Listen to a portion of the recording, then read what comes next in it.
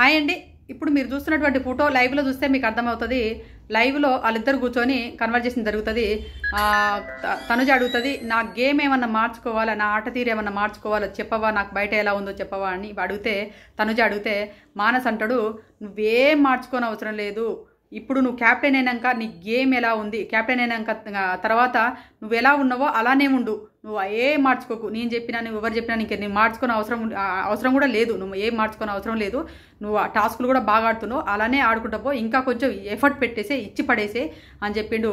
అందరి ఇంట్లో ఒక ఆడపిల్ల అంటే ఒక బిడ్డలాగా ఉండిపోయాను, అందరికీ నీలాంటి కూతురు కావాలి, నీలాంటి కోడలు కావాలి, నీలాంటి ఒక భార్య కావాలని ప్రతి ఒక్కరు కోరుకుంటారంటే నువ్వు ఆలోచించుకో, నువ్వు ఏ స్థితిలో ఉన్నావని ఆలోచించుకో అంటే తనుజ కూడా అర్థమైపోయింది. నువ్వు ఎక్కడ మార్చుకోవడానికి ట్రై చేయకు, నువ్వు వెళ్తున్న దారి కరెక్ట్, నువ్వు వెళ్తున్నది కరెక్ట్గా ఉన్నావు, కరెక్ట్గానే వెళ్ళు అని చెప్పేసి మానసు తనుజతోని చెప్పడం జరుగుతుంది అంటూ చెప్పిన తర్వాత తనుజ అడుగుతుంది, నేను టాస్క్ వచ్చేసి టాస్క్లు కంటెండర్గా ఓడిపోయినా నేను నాకు ఈరోజు ఏది మన సంచాలకురాలుగా ఇస్తావా అని అడిగితే, లేదు నేను బయట ఆట చూసి ఇస్తా, నేను ఓకే చూద్దాం సంచాలకురాలుగా బయట చూసి ఇస్తా, బయట ఆట చూసి గేమ్ బట్టి ఇస్తాలే అని చెప్పేసి అనడం జరుగుతుంది అన్నట్టు.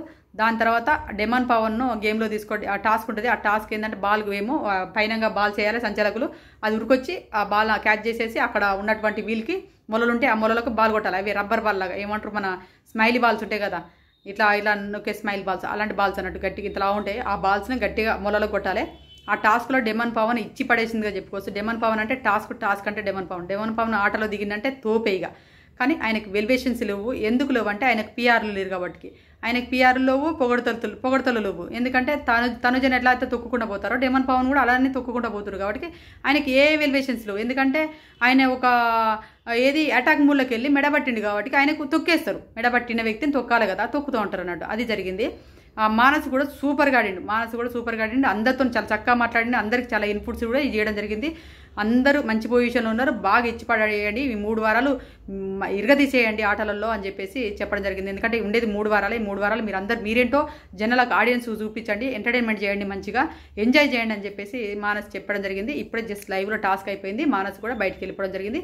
యావరు ఈరోజు హౌస్లోకి వస్తాడు, యావరు వచ్చిన తర్వాత ఇమాన్యుయల్తో గేమ్ ఆడతాడు, ఇమాన్యుయల్తో గేమ్ ఆడి యావరు ఓడిపోతాడు, ఇమాన్యుయల్ గెలుస్తాడు. అంటే హౌస్లో 3 కంటెండర్లు అవ్వడం జరుగుతుంది అన్నట్టు. 3 కంటెండర్లు హౌస్లో ఈ పోస్తారు, కళ్యాణ్, ఇమాన్యుయల్, మన డెమాన్ పవన్, ఈ 3 కంటెండర్లు అవుతారు. వీళ్ళతో పాటుగా బర్నీ గారు కూడా అయ్యే అవకాశాలు ఉన్నాయని నాకు అనిపిస్తుంది.